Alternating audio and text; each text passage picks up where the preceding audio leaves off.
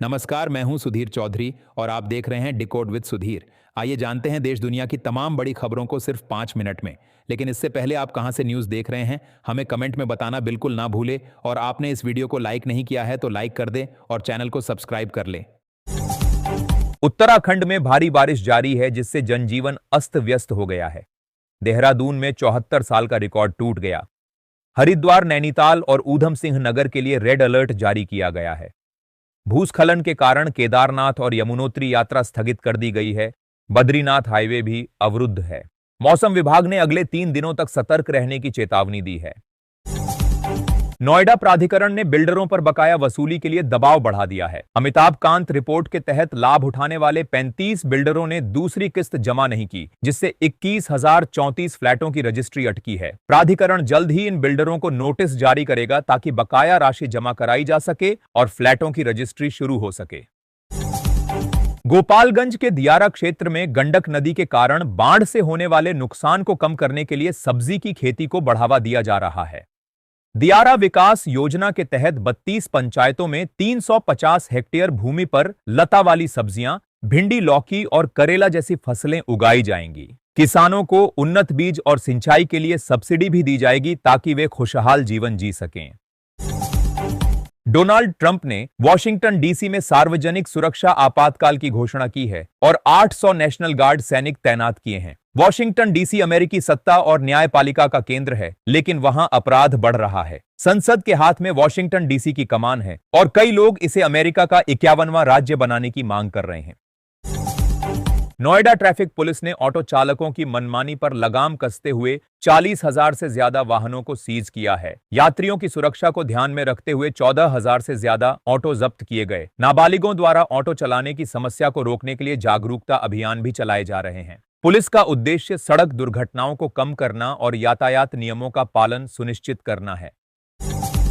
स्वतंत्रता दिवस की तैयारियां देश भर में जोरों पर हैं। इस वर्ष देश अपना 69वां स्वतंत्रता दिवस सेलिब्रेट करेगा। वहीं स्वतंत्रता दिवस की 78वीं वर्षगांठ सेलिब्रेट कर रहा है। अगर आप भी इस 15 अगस्त स्कूल, कॉलेज या किसी सार्वजनिक कार्यक्रम में भाषण देना चाहते हैं तो कविताओं एवं नारों से लैस स्पीच आप यहां से तैयार कर सकते हैं। अमेरिका ने बलूच लिबरेशन आर्मी और उसकी विंग मजीद ब्रिगेड को विदेशी आतंकवादी संगठन घोषित किया है। विदेश मंत्री मार्को रूबियो ने कहा कि यह कदम आतंकवाद के खिलाफ अमेरिका की प्रतिबद्धता को दर्शाता है। बीएलए बलूचों की आजादी के लिए एक सशस्त्र अलगाववादी समूह है। पाकिस्तान बीएलए को एक आतंकवादी संगठन मानता है। पाकिस्तान ने इस्लामाबाद में भारतीय उच्चायोग को अखबार देने पर रोक लगा दी है, जिसे भारत ने वियना संधि का उल्लंघन बताया है। वियना संधि जो 1961 में हुई थी, राजनयिकों को विशेष अधिकार देती है, जिसमें गिरफ्तारी से छूट और कस्टम टैक्स में छूट शामिल है। 1963 में एक और संधि हुई, जिसके तहत दूतावास की सुरक्षा और गिरफ्तार विदेशी नागरिकों की सूचना दूतावास को देने का प्रावधान है। अमेरिका के मोंटाना के कालिस्पेल शहर में एक विमान हादसा हुआ, जहां एक सौकाटा टीबीएम 700 विमान लैंडिंग के दौरान दूसरे विमान से टकरा गया। विमान में 4 लोग सवार थे। टक्कर के बाद विमान में आग लग गई, जिसे फायर ब्रिगेड ने बुझाया। पायलट और यात्रियों को मामूली चोटें आईं। एफए और अन्य जांच एजेंसियां हादसे की जांच कर रही हैं। गोड्डा सांसद ने देवघर में अपने और दिल्ली सांसद मनोज तिवारी के खिलाफ प्राथमिकी दर्ज होने के बाद लोकसभा अध्यक्ष से विशेषाधिकार हनन की शिकायत की थी। लोकसभा अध्यक्ष ने मामले को विचाराधीन मानते हुए मुख्य सचिव, डीजीपी देवघर के उपायुक्त और पुलिस अधीक्षक को विशेषाधिकार हनन का नोटिस भेजा है और गृह मंत्रालय से रिपोर्ट मांगी है। डॉक्टर दुबे ने इसे प्रोटोकॉल का उल्लंघन और असंवैधानिक बताया है। जम्मू और श्रीनगर में एनर्जी एफिशिएंसी सर्विस लिमिटेड के खिलाफ लोगों का गुस्सा बढ़ रहा है, क्योंकि पिछले 5 दिनों में 300 से ज्यादा शिकायतें दर्ज हुई हैं। जम्मू नगर निगम शिविरों में खराब स्ट्रीट लाइटों की शिकायतें दर्ज की जा रही हैं। निगम प्रशासन ने 15 दिनों में सभी शिकायतों के समाधान का आश्वासन दिया है। केंद्र सरकार ने 20% एथेनॉल मिश्रित पेट्रोल को प्रदूषण कम करने, किसानों की आय बढ़ाने और तेल पर निर्भरता घटाने के लिए जरूरी बताया है। सरकार का कहना है कि 21 पेट्रोल से गाड़ी की पिकअप बेहतर होती है। माइलेज में कमी की शिकायतों पर सरकार ने कहा कि इसका अनुमान पहले ही लगाया गया था।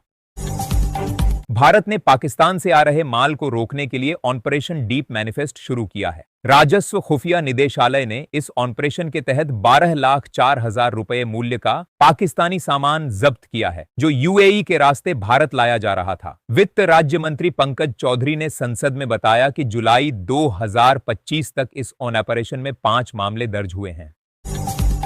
उपराष्ट्रपति चुनाव की चर्चा जोरों पर है, क्योंकि जगदीप धनखड़ के इस्तीफे के बाद नए उम्मीदवार की तलाश जारी है। एनडीए संभावित उम्मीदवार की घोषणा मंगलवार को कर सकता है। विपक्ष भी संयुक्त उम्मीदवार उतारने की तैयारी में है और मल्लिकार्जुन खड़गे विपक्षी दलों से मिल रहे हैं।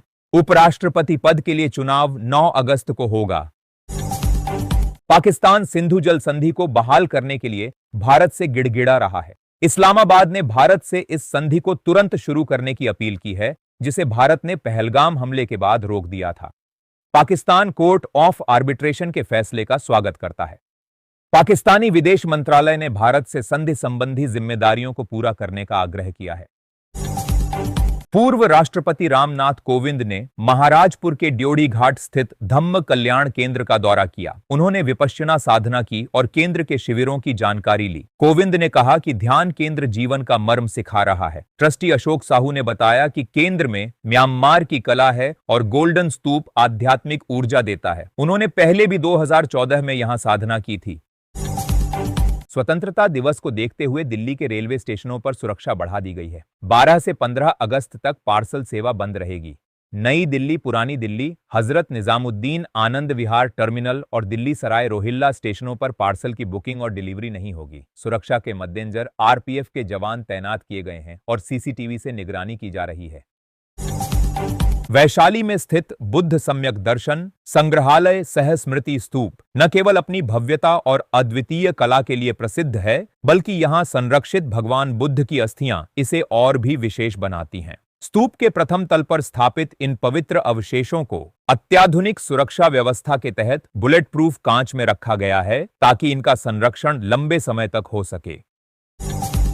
दही हांडी की इस रंगीन परंपरा में समर्पण, साहस और एकता की शक्ति झलकती है, जो हमें जीवन की कठिनाइयों को मिलजुल कर पार करने की प्रेरणा देती है। यह पर्व न केवल उल्लास से भरा है, बल्कि आध्यात्मिकता और सामूहिक भावना का भी सुंदर प्रतीक है।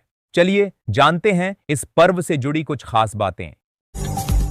जम्मू कश्मीर के राजौरी जिले में भारी बारिश ने कहर बरपाया है। भूस्खलन और पेड़ गिरने से कई सड़कें बंद हो गई हैं, जिससे यातायात बुरी तरह प्रभावित हुआ है। जिला प्रशासन ने सभी सरकारी और निजी स्कूलों को बंद रखने का आदेश दिया। लोगों को नदी नालों से दूर रहने की चेतावनी दी गई है।